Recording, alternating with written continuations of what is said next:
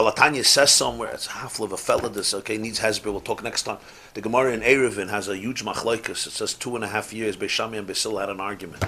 What was that? It's a classic Jewish argument. Noyach lo adam shenivra, noyach lo adam shaloi nivra. Would have it been easier not to be created? Now I ask you, 2.5 years you argue about this? Ask anybody, would it have been easier not to be created, to be created? Ganz pashut, everybody knows.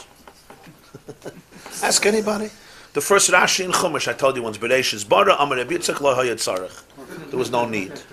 Of course, Noach, what it's easy, life is easy. 2.5 years, Nimnu v'gamru, they finally took a vote. Noach lo shaloi nivra. Shekayach. Okay, wonderful news. This is mamish like Chachamim sitting for 2.5 years. Why don't you argue maybe how to fix some problems? No! They're arguing if it's easier to be created, not to be created. And what are the ramifications of this argument anyway? What are we going to do now? Noach lo shaloi nivra. It's like Eli Wiesel used to say that in the Warsaw Ghetto, they decided to take Hashem to a din Torah for the Holocaust. So they brought 3 rabbis, and they summoned the Rebbeinu Shalom to din Torah for what he's doing to the Jewish people. And for hours and hours and hours. And finally the verdict was, God is guilty. And then somebody said, Mincha.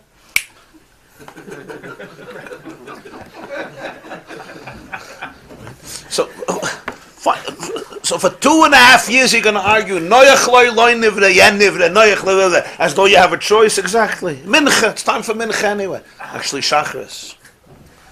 The Alter Rebbe Tainus, he says, the argument was, what's the purpose of life?